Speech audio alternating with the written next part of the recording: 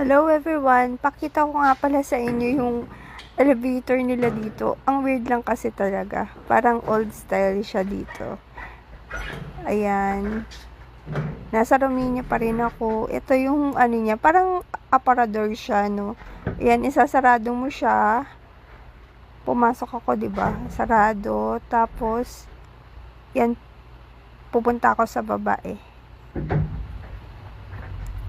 So, yung P ang pinindot ko, pababa yan. Tignan nyo, para siyang aparador. Pero elevator talaga siya. Alam ko na ganito yung napanood ko kay Casey Concepcion na ano naman siya sa France. So, parehas lang pala. Sa Romania din may mga ganun din pala. So, yan lang. Ayan, labas tayo. Yan, meron din silang parang lock. Yan yung door nila.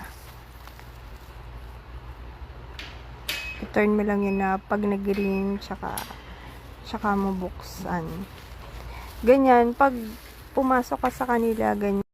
So, ayan, makikita nyo naman, yan yung itsura ng harap ng apartment ko. Mga nakapark na car, parking area kasi nila yan. Yan yung apartment ko sa taas. Entrance nila. Diyan yung master key. May maliit na bench. Yan, paano pumasok, gamitin mo lang uli yung susi. I-tap mo lang para makapasok ka uli. Pag naggawi kayo sa ganitong lugar, yun ang gagawin nyo. Yung keys nyo, pwede nyo ring pang tap yan para makapasok kayo sa loob. Kasi yung iba, hindi nila alam yun. Actually, nung unang pumunta ako dito, tinuro lang sa akin kung paano paggamit nun. Hindi ko rin talaga alam, buti may nagturo sa akin.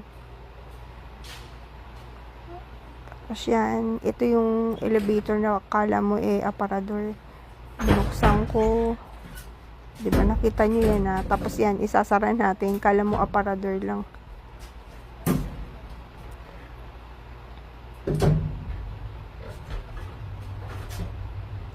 Ayan. Buti, mababa lang naman yung floor.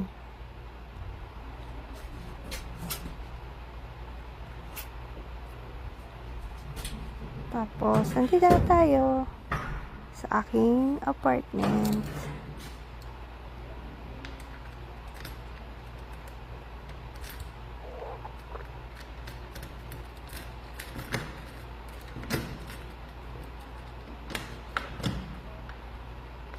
Ayan.